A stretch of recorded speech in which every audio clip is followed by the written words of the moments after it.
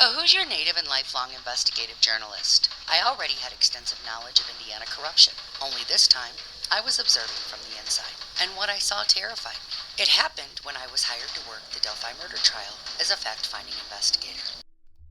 This is the Delphi Dirt.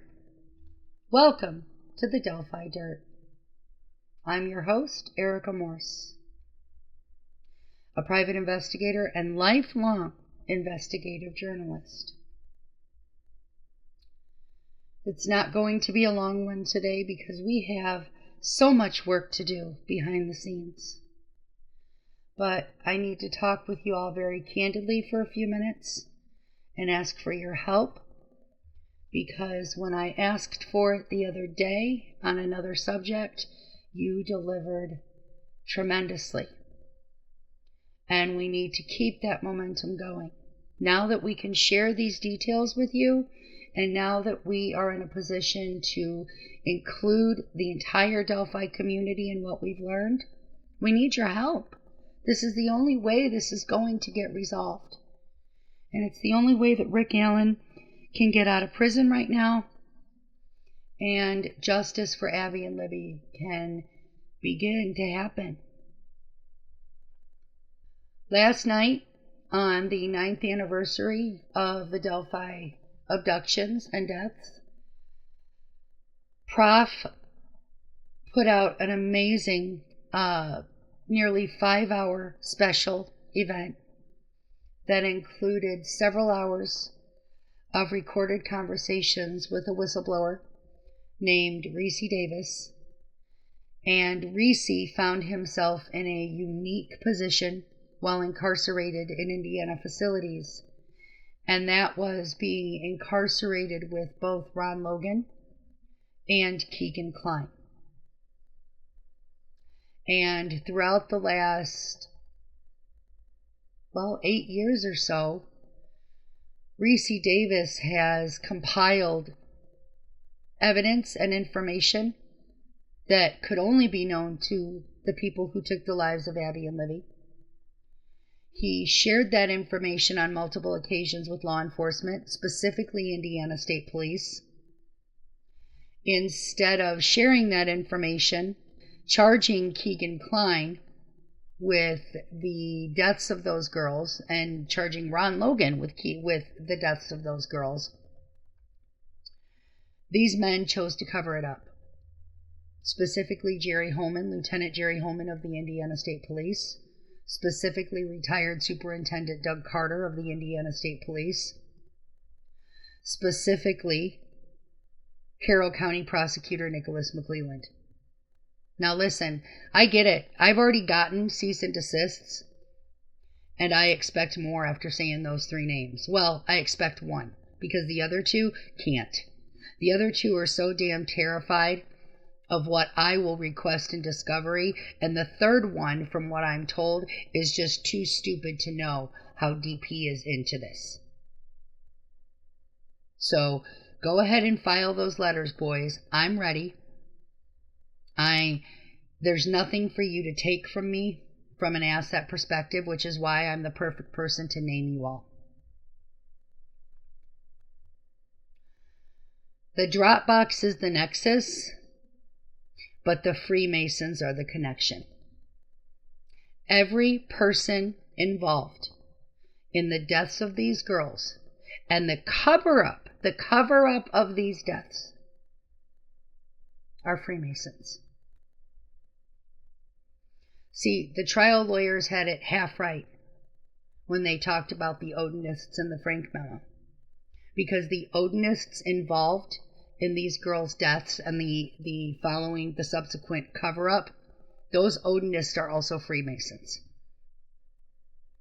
And if Christine and I, actual seasoned investigators working this case, had been given this information pre-trial, then we are confident we could have delivered more than enough evidence to get this third-party suspect in, even though we've got a judge who has dirt on her hands. And feel free to come after me, Judge. I'm fine with that too. I could sit and ramble, but there's just too much work to be done. So I'm going to try to keep this brief today, okay? I'm looking for two specific things right now. Number one, I need every photograph and association you have in your libraries of these men in their Mason clothing, their Mason garb. I know last night in the comments section, some of you named specific cops that you had identified as being involved as Masons. Some of you referenced having photographs. I need those as soon as possible. Please, please, please email them to me at victimsnewsonair@gmail.com. That's victimsnewsonair@gmail.com. I need these to put together for the RICO case. I need to be able to show these connections. And I have spent the last 2 days now going through all of these sites and all of these social medias and all of these other little tricks that they don't even know about. And it's paying off. I am finding photos of cops who testified in this case in Freemason garb. Okay? We're there, guys. We are so there. And I understand that a content creator is going to go out tonight and pick a fight with me by name. All I can say is when you protect a chomo, you might be a chomo. So anything you think you're going to do to harm my reputation is probably going to come with a lot of blowback on your part. I'm not the one protecting chomos here. You are. And you coming in and picking a fight with us last night during Prof's Live only further validates my original concerns way back when. Everybody, well, I shouldn't say everybody, a lot of people bought into your BS and thought that you were here for the case. My gut told me the day I met you that you were a threat. I couldn't put my finger on it, but now I understand. I understand why your life fell apart. I understand why your marriage fell apart. So listen, dude, you can come at me by name. All you're doing is driving people to my channel, and I'm driving people to Prof's channel. See, humility matters here. Ego will get you caught. Just a thought. The second thing I need from you this weekend or this coming week is every connection that you know of between these content creators and the Masons. We've talked a lot about somebody named Shaboogers, and I learned last night that she is directly connected to one of the suspects, or possibly two of the suspects in this case. And when we can understand those connections better, we can actually work backwards and find proof. I'm not worried about proof of the connections necessarily. I'm worried about these, or I'm not worried. I'm looking for additional direct evidence. And I don't want to say much more than that. But now that I understand that Shaboogers is directly connected to the person who most likely walked over to the house for the burner phone that day, now I understand her issue with me. She's not here for justice. She's not here for the girls. She's here to keep her chomo, probably boyfriend, out of prison. And see, a woman named Angelina pulled that shit with me about 13, 14 years ago. And I told you, I'm up for this challenge. I'm up for this rodeo. I know what is going on here. Women don't come at me unless A, they're jealous of my qualifications and my work and my authenticity, or B, they're protecting a man who has secrets. And that's all Shaboogers is doing. That's all the rest of them are doing. We need every connection between the lawyers and the judges to the Masons that you can give us. Like, you guys just help us solidify this with all of those resources. I don't want to say them out loud because so many of you have libraries that you're accessing that we don't talk about, and I want to keep those quiet. They're probably going to scramble today and try to remove stuff from the internet like they did when Tara Stevens was hit in Michigan City, but it's too late for that. I am days ahead of them grabbing these photos. And it feels really good, by the way. It feels really good to be able to come out and say we know what's going on. We know what happened. I have a lot of phone calls still to make. There is just so much work that has to be done. I wish I could sit here and talk for another half hour or an hour, but I'm going to try to keep this to about 15 to 20 minutes today, simply because we are looking at the best use of our time.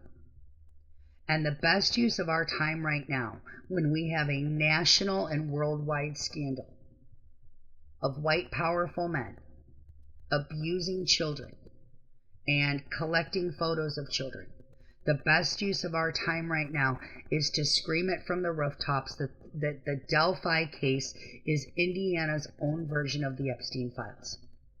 And listen, it is very plausible that these men are actually connected to those files. We've been running names now for about 2 weeks through that system, through those databases and those jail mails. But we don't have time right now to sit and do all of that. So if y'all want to help and run names, that would be great. If you find something tangible, bring it to me, bring it to Prof, bring it to Chris. But we are at a point to where we have no time for the drama. We have no time for everybody to be coming up and going, I did this, I did that, I should get credit. Everybody deserves credit in this as a community, okay? The only reason that I'm the voice of all of this on the defense side is because they destroyed my life. They ran me out of Indiana and away from my loved ones. So I have already hit the rock bottom. And I don't want anyone else to be in that position or have to be in that position. Prof is because he's out of state. He has no connections to this case. He has no connections to Indiana. He is far enough away that he is insulated from a lot of this. So thank God that people are located where they are so that we can all kind of work this from the angles we need to work this. But this is not a pissing match. It's like Prof said last night, this is the time for everyone to come together. Everyone to come together. Reese Davis is a hero. Noe is a hero. These two men put their lives on the line to get information from Keegan Kline and Ron Logan about these girls' abductions and deaths. And to know that it was covered up because of some stupid, ancient, ritualistic blood oath of men wearing skirts is about the most laughable example of small-minded men, probably with small penises. Yeah, I said it. When you hurt children, you are a special type of scum. When you cover up the harming of children, you are a special type of scum. But oh, when you take it to this level and frame an innocent man, because let me tell you something, folks. Go back to that interrogation of Holman with Rick Allen. Go back to that interrogation and listen to when Holman asks Rick Allen a very specific question. Do you belong to any sort of fraternity? To the person on the outside of the Delphi case, that means nothing. To us, it means Jerry Holman was seeking to confirm that he was not about to frame a brother. He had to confirm that Rick Allen was not a part of the Freemasons or any other ritualistic order organization. And when Rick Allen answered no to that question, look at Jerry Holman's body language. Look at how excited he gets because he realizes he has the perfect patsy. He has the perfect fall guy. In that moment, Rick Allen answered that question honestly and authentically thinking he was helping the police hopefully gather information about two little girls. And Jerry Holman used that answer, that response, to open the door to framing Rick Allen for these crimes. This is the biggest cover-up in Indiana state history. It is probably going to end up being the biggest RICO case in Indiana state history. And we have to deliver a rock-solid presentation to federal agencies as soon as possible. So we need to focus right now on everything related to Keegan, Ron, and their accomplices. You know who they are, or you suspect you know who they are. Those Odinist boys, those Vinlanders. And we need to then combine it with every photo, every piece of additional direct evidence linking all of these cops, all of these firefighters, all of these guys, all of these Odinists, all of these Vinlanders to their respective Masonic lodges. Help us do that, guys, and the presentation that we can deliver to the federal agencies is going to be rock solid. We're already there in knowing the information. Reese would have never gone to these lengths, writing the attorney general, writing the governor, sitting with interview after interview with Andy, if he were lying. Reese Davis is not lying. When I heard these interviews the other night, I was so overwhelmed because I knew he was telling the truth. There is stuff in there Reese Davis could have never known, like about the Liberty landfill. Like about the fact that Ron went to Lafayette and secured an alibi that day. Like how Ron's burner phone was a flip phone. There are so many details that we kept quiet, Chris and I, and others from the defense, that Reese Davis inexplicably brought up in these recollections of these men's confessions. You cannot make this up. There is no way in hell he is lying. And he put it all on the line. Why? To get justice for two little girls and to get an innocent man out of prison. And so I need you to just get as laser focused today as possible to focus only on the research that pinpoints these connections with Keegan and Ron and all of these other Masons. We can do this, guys. We can get Rick out. We can get justice for these girls. But we got to take down some pretty big guys in the meantime to do it. We got to take down Holman and McClelland and these Odinists. We got to take them all down. We got to make sure that somebody else from the defense team, wink, wink, wasn't a Mason. Help me find the photo. I know he was. Guys, we are there. We just all need to come together as a community and do this as a team. Everybody deserves credit. Everybody played a part in this. Just because Prof and I are the voices of this effort right now doesn't mean that anybody else's work is less important. I have one final plea to make in this show, and it's important. If you were a member of that jury who has now been following this after your vote to convict Rick Allen, I need you to come forward and tell us the truth about what we believe is jury tampering. We know there were people from the prosecution side who were making contact with you inappropriately. We know about the dinners and the gatherings that were taking place behind the scenes with the jurors. And we saw with our own eyes the pain that several of you were feeling in that moment, especially one particular person.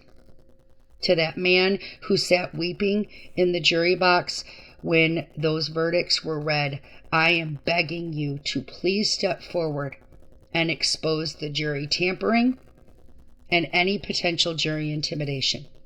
Your words will carry so much weight right now in our effort to free Rick Allen, and I need you to find the courage to do so. I love all of you guys so very much. I cannot thank you all enough for the hard work you've done. Even though this case is solved and we know who, what, when, where, why, and how, it's not over until Rick walks out of that prison. And in order to get Rick out of that prison, we have to prove to the powers that be in Indiana and possibly beyond who actually committed this crime. The evidence is there.